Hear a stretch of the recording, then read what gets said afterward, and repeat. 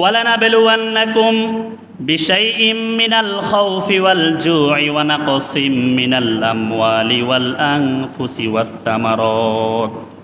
আল্লাহ তাআলা পবিত্র কোরআনের সূরা বাকারার 155 নম্বর আয়াতে বলেছেন, ওয়ালানাবলুওয়ান্নাকুম বিশাইইম মিনাল খাউফ, অবশ্যই অবশ্যই আমি মুমিন বান্দাদেরকে পরীক্ষা করব বিশাইইম, বিভিন্ন বস্তুর দ্বারা। বিভিন্ন বস্তুর মধ্যে হতে পারে মিনাল খাউফি, ভয় ভীতির মাধ্যমে, ওয়াল জুই, ক্ষুধার্ত রাখার মাধ্যমে, ওয়া নাকসিম মিনাল আমওয়ালি, সম্পদ বিনষ্ট করার মাধ্যমে, ওয়াল আনফুসি, সন্তান তার থেকে কেড়ে দেওয়ার মাধ্যমে, ওয়াস সামারাত, ফল ফসলাদি বিনষ্ট করার মাধ্যমে আমি মুমিন বান্দাদেরকে পরীক্ষা করব। ওয়াবাশশিরিস সাবিরিন। আল্লাহু আকবার। এভাবে মুমিন বান্দাদেরকে আমি পরীক্ষা করার পরে যারা সবর এখতিয়ার করবে, যারা ধৈর্য ধারণ করবে, আমি তাদের জন্য রেখেছি জান্নাতের সুসংবাদ। বলেন সুবহানাল্লাহ। আল্লাহ তাআলা মুমিন বান্দাদেরকে পবিত্র কোরআনে বলতেছে যে আমি মুমিন বান্দাদেরকে বিভিন্ন প্রকারে পরীক্ষা করব। এক নম্বরে বলতেছে যে বিভিন্ন বস্তু দ্বারা আমি আমার মুমিন বান্দাদেরকে পরীক্ষা করব। কিভাবে পরীক্ষা করব? মিনাল খাউফি, ভয় ভীতির মাধ্যমে। কিসের মাধ্যমে? দেখবেন আপনার পিছনে শত্রু বেজে গিয়েছে, দুশ্মন লেগে গিয়েছে, আপনার ক্ষতি করতে চাইতেছে, আপনি ঘর থেকে বের হয়ে বাজারে যাইতে, দোকানে যাইতে ভয় পান। হয়নি? এমন হয়নি? ভাইয়ে ভাইয়ে হয়তো কলহ হয়েছে, অত পারিবারিক দুইটা ফ্যামিলিতে ঝগড়া হয়েছে, এমন পর্যায়ে আপনি ঘর থেকে আপনার সন্তানকে, স্ত্রীকে বেরোতে দিচ্ছেন না। তোমরা বের হইও না, এরা হয়তো তোমাদের ক্ষতি করতে পারে। এই ধরনের ভয় ভীতি আমাদের হয় কি হয় না? এই ভয় ভীতিগুলো আল্লাহ তাআলার পক্ষ থেকে পরীক্ষা, যে আমি তোমাদেরকে বিভিন্ন ভয় ভীতির মাধ্যমে পরীক্ষা করব। তোমরা কি ধৈর্য ধারণ করতে পারো নাকি নৈরাশ হয়ে যাও? এরপরে আল্লাহ তাআলা দ্বিতীয় অংশে বলেছেন ওয়াল জুই, আমি তোমাকে ক্ষুধার্ত রেখে পরীক্ষা করব। অন্য ফ্যামিলি ভালো খাচ্ছে, আপনি ভালো খাইতে পারতেছেন না। অন্য ফ্যামিলি 3 বেলা খানা খাচ্ছে, আপনি 3 বেলা খানা পাচ্ছেন না। 1 বেলা খাচ্ছেন, 2 বেলা উপবাস, 2 বেলা খাচ্ছেন, 1 বেলা উপবাস। এটি আল্লাহ তাআলার পক্ষ থেকে পরীক্ষা। আমাদের বিশ্বনবী জনাব রাসূলুল্লাহ সাল্লাল্লাহু আলাইহি ওয়াসাল্লামকে আল্লাহ তাআলা সারা পৃথিবীর পয়গম্বর বানিয়েছেন, সারা পৃথিবীর জন্য রহমাতাল লিল আলামিন বানিয়েছেন। জিবরাইল আলাইহিস সালাম বিশ্বনবীকে বলেন, হে আল্লাহর হাবিব, আপনি শুধু বলেন, আমি উহুদ পাহাড়কে আপনার জন্য সোনায় পরিণত করে দেব, আপনি সারা জীবন সুখে শান্তিতে বসবাস করতে পারবেন, চলতে পারবেন, ফিরতে পারবেন। আল্লাহর হাবিব বলেছেন, না না না হে জিবরাইল, আমি দুনিয়াতে সুখ শান্তির জন্য আসি নাই, আমার সোনা দানার কিছুর প্রয়োজন নেই। আমি মুসাফির হালতে দুনিয়াতে এসেছি দিন কায়েম করার জন্য, কষ্ট করার জন্য। বিশ্বনবী ক্ষুধার তাড়নায় পেটের মধ্যে 7টা পাথর বেঁধেছে। মা ফাতেমা রাদিয়াল্লাহু তাআলা আনহা বিশ্বনবীকে বলেন, আব্বাজান, অনেক দিন হয়েছে পেটে খাবার দিতে পারি নাই, দেখেন পেটের ক্ষুধায় পেটে 3টা পাথর বেঁধেছি। আল্লাহর হাবিব উত্তরে বলেন, হে আমার কন্যা, হে আমার মেয়ে, তুমি তো ক্ষুধার তাড়নায় পেটের মধ্যে 3টা পাথর বেঁধেছ, আমি রাহমাতাল লিল আলামিন সারা পৃথিবীর নবী হয়েও আমি ক্ষুধার তাড়নায় পেটের মধ্যে 7টা পাথর বেঁধেছি। আল্লাহু আকবার। ক্ষুধার্ত রেখে আল্লাহ তাআলা মুমিন বান্দাদেরকে পরীক্ষা করবে। দেখেন ফিলিস্তিনের অবস্থা, দেখেন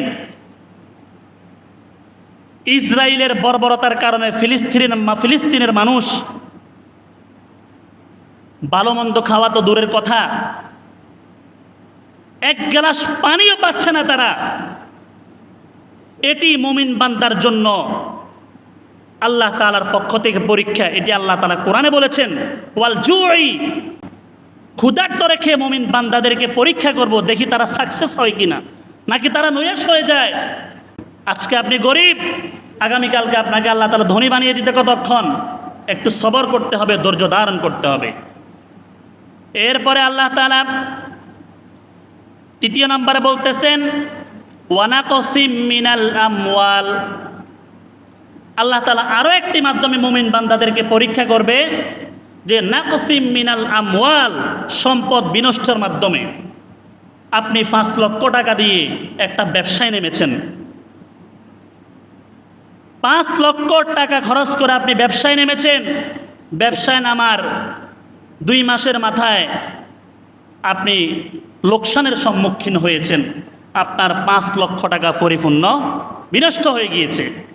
এটি আল্লাহ তাআলা বলেছে, আমি মুমিন বান্দাদেরকে অর্থ সম্পত্তি নষ্ট করে আমি তাদেরকে পরীক্ষা করব, দেখি তারা ধৈর্য ধারণ করতে পারে কিনা। আপনি লক্ষ লক্ষ টাকা ব্যয় করে ঢাকা গুলশানে গিয়ে অথবা ফেনী পৌরসভাতে গিয়ে আপনি 10 তলা 5 তলা একটি বিল্ডিং করেছেন, টাওয়ার করেছেন। এমন ভূমিকম্প এসেছে, ভূমিকম্প এসে আপনার বিল্ডিং তছনছ করে ভেঙে দিয়েছে, মাটির সাথে ধূলিসাৎ করে দিয়েছে। এটি আল্লাহ তাআলার পক্ষ থেকে আপনার জন্য পরীক্ষা। আপনার লক্ষ লক্ষ টাকা বিনষ্ট হয়ে গিয়েছে, দেখি আপনি ধৈর্য ধারণ করতে পারেন কি না, নাকি আপনি হতাশ হয়ে যান, নাকি আল্লাহ তাআলাকে গালমন্দ কিছু করে ফেলেন। ধৈর্য ধারণ করতে হবে। এরপর অংশে আল্লাহ তাআলা বলতেছে ওয়াল আনফুসি ওয়ানাকসিম মিনাল আমওয়ালি ওয়াল আনফুসি। দীর্ঘদিন আল্লাহ তাআলার দরবারে দোয়া করার পরে একটা সন্তান চেয়ে নিয়েছেন, কিন্তু আল্লাহ তাআলার কি হিকমত, কি পরীক্ষা, এই সন্তান আল্লাহ তাআলা আবার কেড়ে নিয়ে গিয়েছেন। এই মুহূর্তে আপনি কতটুকু ধৈর্য ধারণ করতে পারেন আল্লাহ তাআলা দেখতেছে, নাকি আপনি হতাশ হয়ে যাচ্ছেন যে এতদিন পরে আমি আল্লাহ তাআলার কাছে চেয়ে একটা সন্তান নিয়েছি, তাও আল্লাহ তাআলা আমার থেকে নিয়ে গিয়েছে। আর পাশের বাড়ির 10টা সন্তান, 8টা সন্তান, 6টা সন্তান, হেগুনের একখানা জ্বরও হয় না, সর্দি কাশি হয় না, আর আল্লাহ আরো হোলাইকে দিয়ে আবার লই গেছে। নাউজুবিল্লাহ বলেন। এই ধরনের ল্যাঙ্গুয়েজ, এই ধরনের কথা যাতে আমাদের জবান থেকে না বের হয়। গ্রাম্য ভাষায় বলতেছি আর কি, ওই বাঞ্যলে হিয়লে গুলে আসমরক লই গেলে আমগো সমাজে মহিলারা বলে, হিয়লে বাঞ্যলে খালি আর মরক গুনি দেখছে, আর হিতির মরক সাগই উড়ানিতে শত শত মরক হিতির হয়ে রয়েছে, হিয়লে বাঞ্যলে হিতির মরক দেন না, আর আয় আসে সাদুগা হালির একখানা বইতে নয়তে লই গেছে। কয়নি এখন, কয়নি। আল্লাহ তাআলা আমাদেরকে সঠিক বুঝদান করেন। অন্যজনের 100টা হাঁস মরক, একটারও কিছু হয় নাই, আর আপনার 5টা হাঁস মুরগি, তোর মধ্যে 3টে শিয়ালে নিয়ে গিয়েছে। এটা আল্লাহ তাআলার পক্ষ থেকে আপনাকে পরীক্ষা করতেছে। সুবহানাল্লাহ কইতেন না? এই মুহূর্তে আপনাকে ধৈর্য ধারণ করতে হবে। আমি আপনি তো সাধারণ মানুষ। ইব্রাহিম আলাইহিস সালাম 80 বছর পর্যন্ত কোনো সন্তান ছিলেন না। 80 বছর পরে গিয়ে আল্লাহ তাআলার কাছে দোয়া করতেছেন, রব্বি হাবিলি মিনাস সলিহিন, রব্বি হাবিলি মিনাস সলিহিন।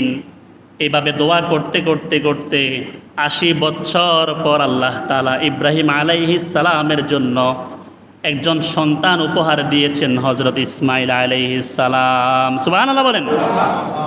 দেখেন কত বড় পরীক্ষা। 80 বছর পরে ইসমাঈল আলাইহিস সালামকে পাওয়ার পরে ইসমাঈল আস্তে আস্তে একটু বড় হয়েছে, আব্বু আব্বু ডাকতেছে। আব্বু আব্বু ডাকার পরে আল্লাহ তাআলার পরীক্ষা, ইব্রাহিম আলাইহিস সালামকে স্বপ্নের মধ্যে আল্লাহ তাআলা দেখাচ্ছেন, তোমার প্রিয় বস্তু কোরবানি করো। ইব্রাহিম আলাইহিস সালাম 100টা উট কোরবানি করলেন। এরপরেও স্বপ্নে দেখতেছেন, তোমার প্রিয় বস্তু কোরবানি করো। আবারও 100টা উট কোরবানি করেছেন, আবারও স্বপ্নে দেখতেছেন তোমার প্রিয় বস্তু তুমি কোরবানি করো।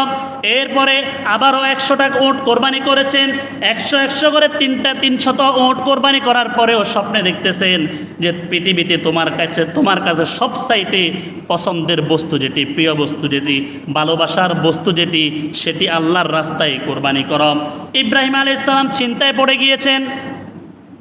তিনবার করে 100 উট কোরবানি করলাম, এরপরেও একই স্বপ্ন আমি আবার দেখছি।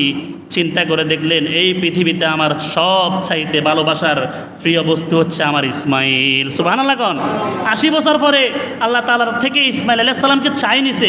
এবারে কত মুহাব্বতের ছেলে, কত ভালোবাসার ছেলে, বুঝি দেখেন।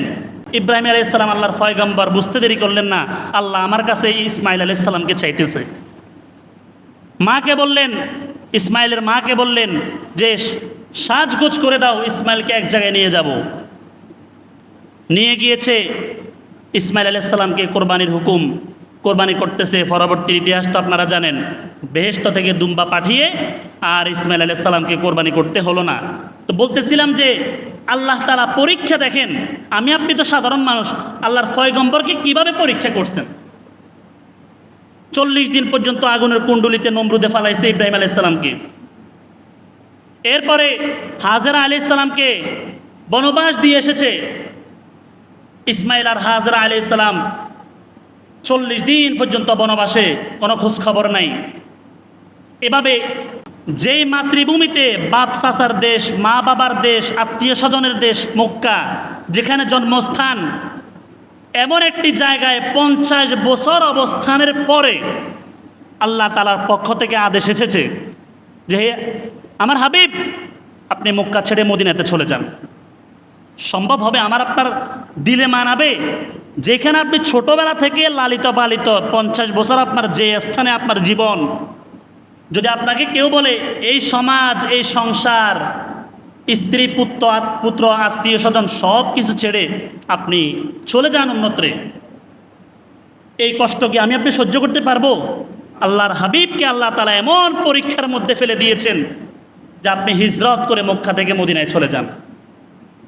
তো বলতেছিলাম যে আল্লাহ তাআলা সন্তানদেরকে দিবেন, আবার নিয়ে গিয়ে আপনাকে আমাকে পরীক্ষা করবে। হতাশ হওয়া যাবে না, হতাশ হওয়া যাবে না। আল্লাহ তাআলা আমাদেরকে বুঝার তৌফিক দান করেন, প্রত্যেকে বলে আমিন। ধৈর্য ধারণ করার ক্ষেত্রে আল্লাহ তাআলা এরপর অংশে বলতেছে যে ওয়াসসামারাত, ফল ফসলাদি বিনষ্টের মাধ্যমে আমাদেরকে আল্লাহ তাআলা পরীক্ষা করবে। কৃষক ভাইদেরকে বলতেছি, কষ্ট করে জমিন করেছেন, কৃষি কাজ করতেছেন, আপনি ধান রোপণ করেছেন, ফল ধরার সময় হয়ে গিয়েছে, ধান আসার সময় হয়ে গিয়েছে, ফকফকে জমিন দেখা যাচ্ছে, ফসল একদম আপনার টার্গেট ছিল আর 10 দিন পরে আপনি ধান কাটবেন। এই 10টা দিন পূর্বে এমন একটি ঝড় বৃষ্টি তুফান আসলো, আপনার পুরা জমিনের সাথে মিশে দিয়েছে কে? এটি আল্লাহ তাআলার পরীক্ষা। তখন আপনার কাছে কেমন লাগবে?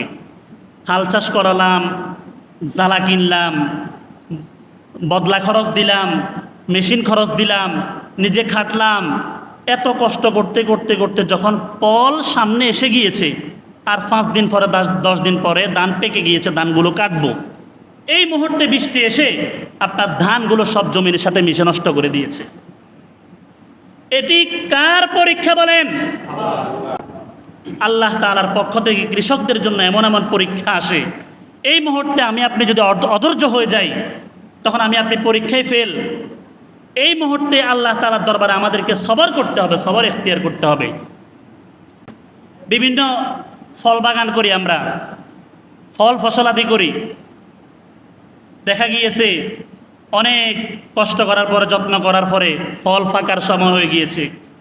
এমন সময় পাখি এসে আপনার ফলগুলো খেয়ে ফেলেছে, অথবা একটা গরু এসে আপনার ধান খেয়ে ফেলেছে, অথবা একটা ছাগল এসে আপনার ফলটা নষ্ট করে দিয়েছে, আপনার সবজি ঘাট নষ্ট করে দিয়েছে। এই মুহূর্তে কেমনটা লাগে বলেন তো দেখি? এই মুহূর্তে এটা হচ্ছে আল্লাহ তাআলার পক্ষ থেকে পরীক্ষা, যে আমি আপনি কতটুকু ধৈর্য ধারণ করতে পারি। এই সময় যদি আমি ধৈর্য ধারণ করতে পারি, আমি আল্লাহ তাআলার দরবারে একজন সাকসেস বান্দা হয়ে যাবে, বলেন সুবহানাল্লাহ। আর অধৈর্য হয়ে গেলে ব্যাস আমি আল্লাহ তাআলা সুসংবাদ থেকে বঞ্চিত। তো আল্লাহ পাক রব্বুল আলামিন পবিত্র কোরআনের সূরা বাকারার 155 নম্বর আয়াতে বলেন, ওয়ালানাবলুওয়ান্নাকুম বিশাইইম মিনাল খাউফি ওয়াল জুই ওয়া নাকসিম মিনাল আমওয়ালি ওয়াল আনফুসি ওয়াস সামারাত। আমি আমার মুমিন বান্দাদেরকে বিভিন্ন বস্তুর মাধ্যমে, ভয়ভীতির মাধ্যমে, ক্ষুধার্ত রেখে, সম্পদ বিনষ্টের মাধ্যমে, সন্তান দিয়ে সন্তান কেড়ে নেওয়ার মাধ্যমে, ফল ফসলাদি বিনষ্টের মাধ্যমে আমি আমার মুমিন বান্দাদেরকে পরীক্ষা করব। ওয়াবাশশিরিস সাবিরিন,